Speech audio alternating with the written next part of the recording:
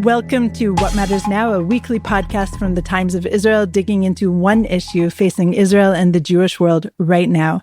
I'm your host, Deputy Editor Amanda Borschel-Dan, today here with Andrew Fox in a conversation that is, I think, over a year in the making. So, Andrew, thank you so much for joining me today from the UK. Pleasure, and thank you for inviting me. We have tried so many times to meet up in person here in Israel, which you visited numerous times since the war began on October 7th, 2023, often entering Gaza, as I understand it.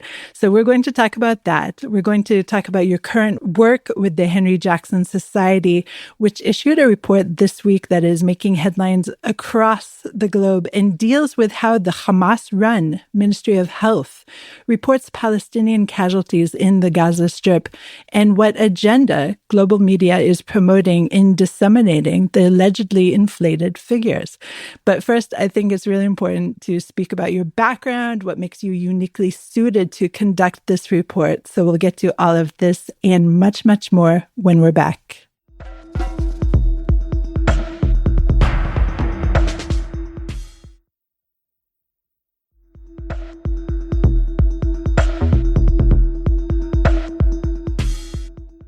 So, Andrew, again, thanks for joining me. And the Hamas-run Gaza Health Ministry today says some 45,000 people in the Strip have been killed or are presumed dead in the fighting so far. Of course, the toll cannot be verified and does not differentiate between civilians and fighters. Now, Israel says it has killed some 18,000 combatants in battle as of November and another 1,000 terrorists inside Israel on October 7th, 2023. So Israel says it seeks to minimize civilian fatalities and stresses that Hamas uses Gaza's civilians as human shields, fighting from civilian areas, including homes, hospitals, schools, and mosques. Now, throughout the war, the ministry has claimed that roughly 2/3 of the dead were women and children. And this figure has been repeated by international organizations and many of the foreign media, including the AP, whose copy is picked up globally. We are going to talk about all of this and, of course, more. But first, I want to turn the clock back and start with your military background, which I think gives a lot of insight into your perspective on what's happening on the ground in Gaza. So where, when, and how did you serve? So I joined the British Army in 2005. I was initially in the Royal Welsh Fusiliers and then the Parachute Regiment. One's a line infantry unit, one was airborne infantry. I did 3 tours in Afghanistan from 2007 to 2010. And my third tour, I was attached to the US Army Special Forces. So we were doing some quite interesting work in the south of Afghanistan over that 6-month period. I left the Army in 2021. I was a major. And immediately the Army kind of re-employed me as a civilian academic at the Royal Military Academy, Sandhurst, where I was teaching in the War Studies and the Behavioural Science departments. And my academic background is in War Studies and in psychology. This year, I've been out to Israel 4 times. I've been into Gaza twice and into Lebanon once when I was running around some Hezbollah tunnels, which was in Maroun al-Ras, which is just over the border from Avivim. Absolutely fascinating. So I think I've got a pretty good handle on the way operations are being run by the IDF and kind of some of the complexities and challenges and difficulties they've had to overcome to prosecute this conflict in the way they have. When you were in Gaza, I assume you were taken in by the IDF, or were you able to walk around freely? Yeah, I don't think anyone's allowed to walk around freely. So I was in with the IDF, and clearly there are limitations on what I've seen based on that. But they've been very good about the stuff I've put out afterwards. They've not censored it or asked to see any of my footage. And they've given me pretty free rein to be critical, actually, to the point of encouraging criticism. Like, I think there's a misconception about the IDF that they don't like criticism. I think they do, as long as it's fair. And it's the kind of absolutely outlandish criticism that they take due issue with, and quite understandably so. So one of the major issues that everyone is looking at is, of course, the ratio between combatants to civilians, and it's so complicated inside Gaza. Tell me from your perspective how what the IDF is doing now compares with what you saw during your service. Afghanistan and Gaza are 2 very, very different theatres of operation. Afghanistan was very Well, first of all, it was a war of choice. It was a war we didn't have to fight for our national survival. We opted to go on this expeditionary mission to try and rebuild another country. And we can talk about the political sense of that another time, I suspect. I don't think in hindsight it was a very good idea. We've done very well, but we were very much focused on winning the hearts and minds of the people of Afghanistan. It was kind of that was the tagline almost to the operation. So we were fighting, but we weren't kind of constantly on aggressive offensive maneuver operations in the way the IDF are in Gaza. There was a lot of ground holding. There was a lot of outreach. There was a lot of capacity building for the host nation security forces, the Afghan National Army and police. Whereas Gaza is a totally different kind of war. It's an offensive war being fought in defense, if that makes sense. So there's that very clear threat from Hamas that was brought to the surface on 7th of October. And as a result, Israel is fighting a war of defense against Hamas, but it's doing it offensively. That's very complicated. It is. And it sounds like what you're describing, what you saw in Afghanistan, maybe that would be a second phase or a third phase, a future phase, at least for Gaza, no? Potentially. I mean, it's one of the options that's on the table for the IDF. So at the moment, they're focused on defeating an enemy. We were focused on winning the hearts and minds of the civil population and fighting the enemy when we had to. So it was a very different dynamic. And the other really key difference, I think, is the operating environment. So the actual terrain and ground over which the combat happens. The south of Afghanistan, where we were, is very, very rural. Where the Americans were was incredibly mountainous, so far more like Lebanon than Gaza. And of course, Gaza is a hugely built-up area. There's those three main conurbations where there's buildings and cities and towns, and fighting in urban environments is renowned as the hardest thing to do as a soldier.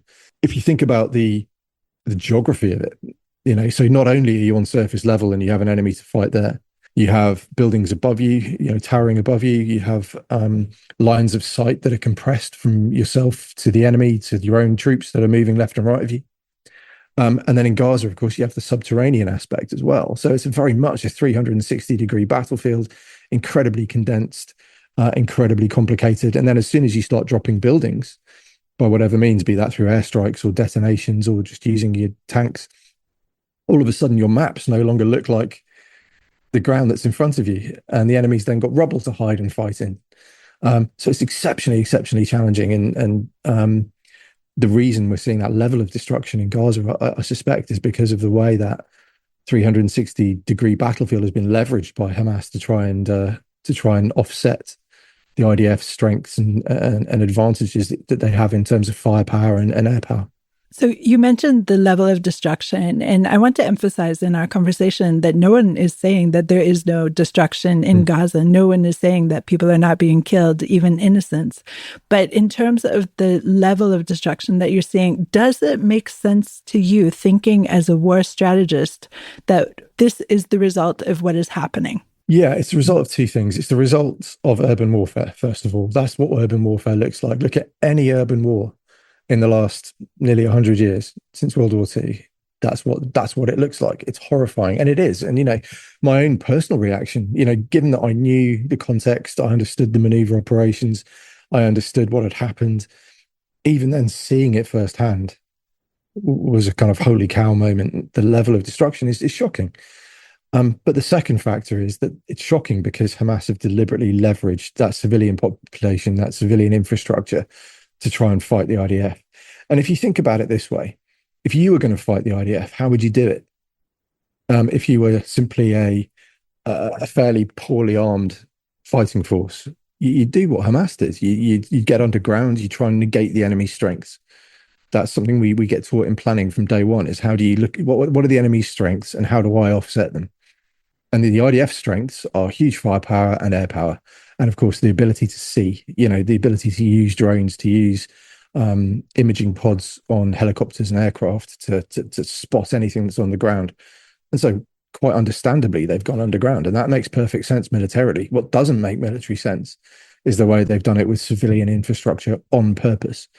And then on top of that, they've developed a strategy to leverage the damage to that civilian infrastructure caused by them using it, which is a war crime, to lambast Israel. So it's been a really, really tricky and complex 14 months from a military perspective. Before we dive into the psychology of Hamas's use of the civilians, etc., I want to ask you, in your analysis, was Hamas an army before Israel went in on October 7th, 8th, etc.? Yes, and I find it astonishing that some people say that it wasn't. I mean, if you just look at 7th of October, how that was planned and executed, they had formed battalions, they had formed brigades, they had the Nukba special forces units. A lot of them were uniformed. And the way they conducted the attack, they used rockets to suppress kind of Israeli forces, to keep their heads down, to distract them. They had what you would recognize quite clearly as combat engineering teams to breach through the fence and the other defenses that were there. When they went into places like Be'eri, if you look near the gates there's lots of damage to the tops of the buildings because Hamas got high. And the first thing they did was set up anti-armor ambushes facing outwards to repel any IDF counterattack. They had med kits with them. They had logistics chains. They had, taxi ranks of vehicles lined up. They had weaponry above and beyond what even the British Army carries at squad level. We don't have thermobaric warheads that we carry routinely at platoon level. Hamas did. And then when we look at Gaza itself, if you look at some of the intelligence that the IDF have pulled off the ground, and I'm lucky enough that I've been to Glilot, I've had some really interesting high-level briefings, and they had a fully formed up and worked up defensive plan in the same way that any Western army would set up to try and defend an urban area. And one of the strengths of the IDF's plan, as an aside, is that they completely outflanked that defensive plan by going down the coast and then cutting in from the west, heading east, because the defenses were all arrayed from west to east. So that was a really clever bit of operational design, as an aside. But we know they had battalions, that we know they had companies. And in the first months of the war, they were trying to do company attacks on IDF positions. Obviously, they were absolutely battered and stopped doing that quite quickly when they realized casualties were mounting. But they were absolutely a formed up terror army. I don't think they are now. And I think they're fighting a very different enemy in Gaza now. But certainly before the war, an army is the only word to use to describe Hamas. An army, but much less firepower, obviously, than the IDF. And what do you see as a challenge for the IDF in being the aggressor in a way in this, how did you call it, an offensive defensive operation? So obviously the IDF could ostensibly wipe out the entire strip through several bombing operations, but that's not the goal here. So how do you see the IDF's challenges here? The biggest challenge from the IDF soldiers I've spoken to has been identifying friend from foe. That's been very challenging because Hamas now no longer wear uniforms. They're undertaking very short range engagements. They were going into the tunnel, popping up, taking some shots, and then popping back down and running away. And that's a really hard enemy to fight. It's what we call in Afghanistan a shoot and scoot. And it makes it very tricky to respond to. If you don't get them straight away, then you probably won't get them at all.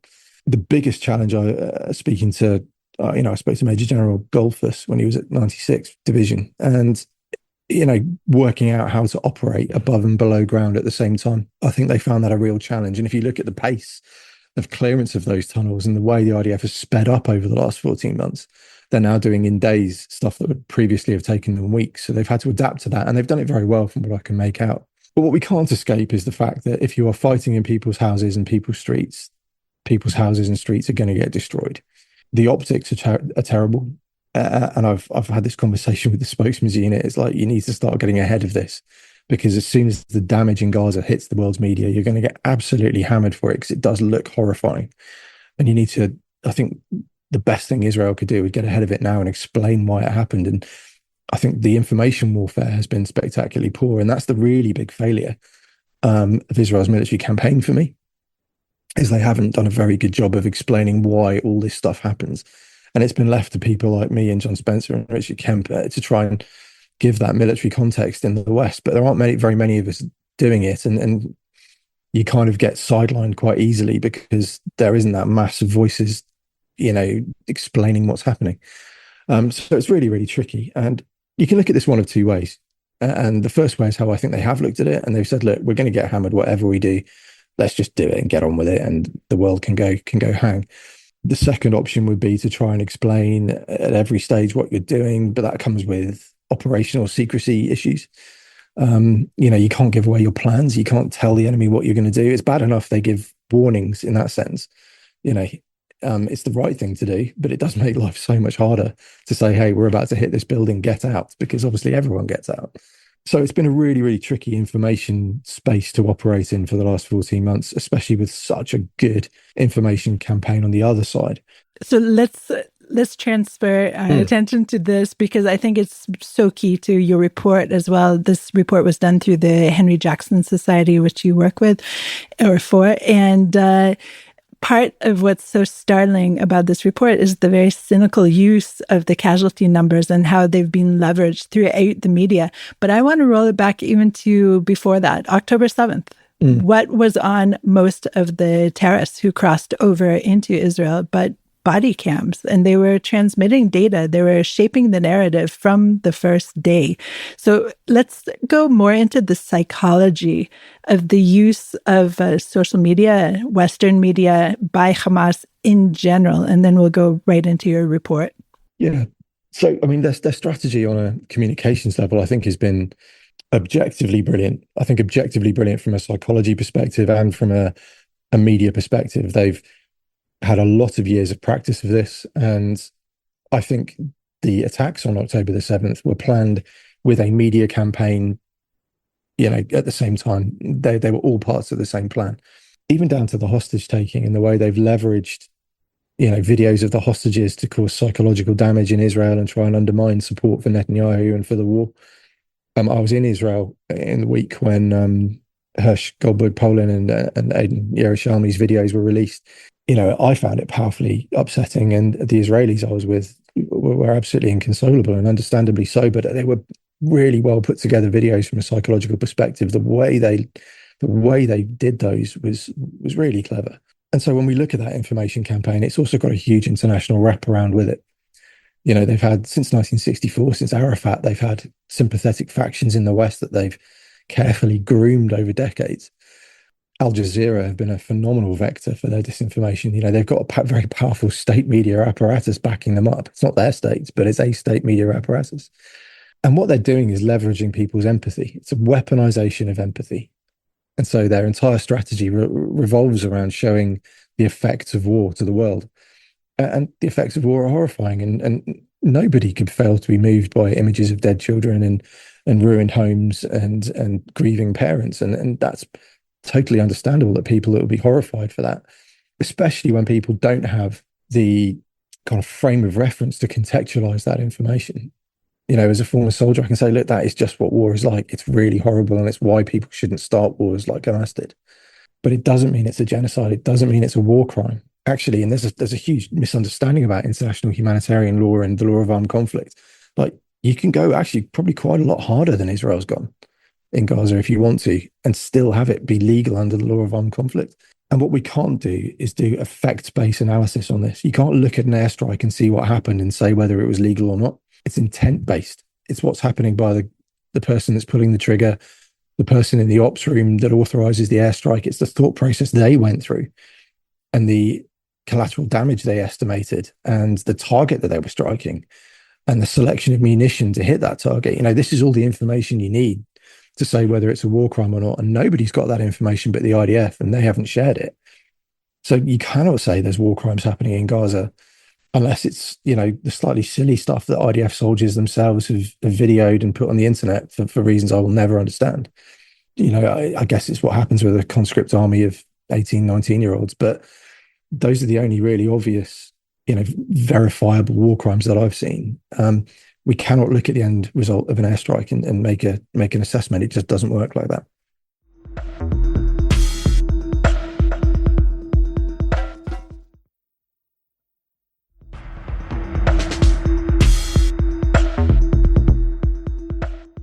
Okay, so let's drill now into the idea of the numbers. As I said earlier, the Hamas-run Health Ministry claims that some 45,000 Palestinians have been killed during the war so far. And again, this doesn't differentiate between combatants and civilians. And the IDF says that some 18,000 at least terrorists have been killed during the war and another 1,000 inside Israel. So that's part of a different conversation. Your report is remarkable because it, of course, takes into consideration different factors, such as natural death. People die naturally. So talk about that first. Yeah, so I mean, in terms of the 45,000 figure, we're not really in a position to say whether it is 45,000 or not. And the Hamas Ministry of Health have been broadly accurate in previous conflicts like Cast Lead and subsequent operations. What's alarming is some of the stat padding that we found. So exaggerating the numbers of women and children by misclassifying men as women or misclassifying adults as children. For example, for a long period, if someone's age wasn't on the death list, they were just listed as 0, which made them a baby, which obviously vastly inflated the numbers of children on some of the earlier lists. So just to clarify that, what you're saying is a person could be a 35-year-old male and he'll be listed as 0 because there is no way of knowing how old he really was. Yeah, exactly. Or it's left blank, but then it just categorizes as a 0. So they're playing games there. And actually, I think it's also fair to say it might just be that it's a challenge recording the dead in a war zone that chaotic. And we can be, we can say it might be that, or it could be statistical manipulation. Who knows? So it could be human error. It could be a systemic problem, but obviously mistakes were made. Exactly. And either way, it doesn't matter because the point is it's unreliable. The other really key factor is the percentages. Even by Hamas's own figures, if you look at the proportions of dead, so not the raw data, if you look at what the proportion of fighting age males was, adult men, before the war, it was about 26% of Gaza's population. And if you look at the proportion breakdown, and it doesn't matter which reporting mechanism we're looking at, whether it's the Ministry of Health, whether it's the media office, or whether it's the self-reporting form, the number of males killed is vastly above 26%. It's at least double in every case, which clearly suggests that the IDF is not targeting women and children. They're targeting Hamas fighters and everyone else that has died as collateral damage. And we didn't put it in the report because we tried to stay to only stuff we could prove with evidence. But we did some number crunching, and actually our figures work out to 22,500 combatants, we think, looking at the broad statistical trends, with 7,500 adult male non-combatants, and then about 15,000 female and under 18 non-combatants. So I think the IDF are undercounting slightly. But the key point here is these lists aren't reliable in terms of demographics, and the methodological collection methods are really poor as well. And that's just shown by the variation between the reporting even Hamas's numbers give. And of course, the world's media has jumped on the 70% piece, and that's the media office's line. And they have other reporting mechanisms that show very, very different numbers. So the fact that the world's media is running with this as gospel truth is the most disturbing thing about this war for me, because what they've effectively done is platform one combatant exclusively and completely ignored the other combatants in Israel, which is absolutely shocking. Even yesterday, Sky News put out a report about the 45,000 number being passed, and included a line saying something like, and the Israelis claimed 17,000 dead with no evidence. It's like, well, come on. We've written a whole chapter here as to why we think that 17,000 is credible, using completely open source data, because the IDF wouldn't work with me at all on this paper. They absolutely stonewalled me. And if we can do it, then the world's media can with the resources they have. So it's just a real failure in journalism across the board in the way they've reported these numbers. So in June, the AP Associated Press did have some kind of course correction, it seemed to me. And did you see that having an effect on the reporting moving forward? No, I don't think so. I think we had that course correction in, I think it was May, when the UN started using a slightly different total because they realized how challenging these numbers were in terms of veracity. But people go off headlines. It's an unfortunate thing. I mean, some of the criticism I've had of the report that I put out this week has been based around on newspaper headlines who've slightly misrepresented us, not the actual report itself. People go off headlines because it's a busy world with social media. People are deluged with information on a daily basis. They don't have time to dig into this stuff unless they really care in the wider world. And when those headlines are irresponsible, then people go with that. And I think it's probably important to say that actually, Israel aside, and then in the wider West, sort of really strong pro-Palestinians aside, most people don't really care in detail about this war. It's huge for Israel. Of course it is. It's huge for someone who's a Palestinian diaspora. Of course it is. But actually, most people don't care. And so the headlines become really, really important because that's really the only bit of information they get about it.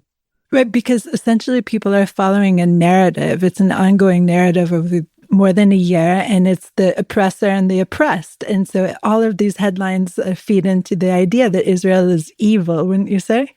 Yeah, absolutely. And again, that's built on 60 years of very impressive, sort of almost Soviet style subversion and information operations. And once you've established a narrative, it's very, very hard to turn it around, if possible at all, quite honestly.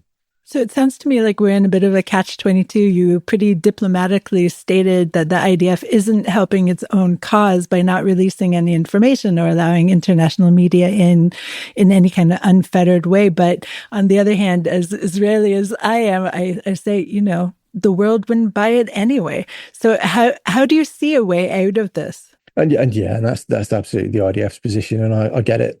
And actually, some of the response to the report this weekend has given me a taste of what that's like. So I do understand, and same with journalists going into Gaza freely. I mean, you can just imagine what happens when that first journalist dies. It gets blamed on Israel, and yet again they get hammered. No matter, and if I was Hamas, I would actively be seeking to kill a journalist if they were in there. No question. What a great story for them. So I totally understand that position. I think the really important thing here is, in terms of a way forward, is that the information warfare hasn't been decisive in any way. Yes, it's been painful, and you've got countries like Ireland and Sweden, Norway, who've joined the genocide case and are making big news about it. But actually, Norway and Ireland are completely irrelevant to Israel. If we're brutally honest, all that really matters to Israel is the United States, and they've been rock solid, actually. Biden's rhetoric during the election was very much focused on a certain domestic audience, but actually the action, the CENTCOM and IDF have been working almost in lockstep throughout this conflict. The American support for Israel has been remarkable.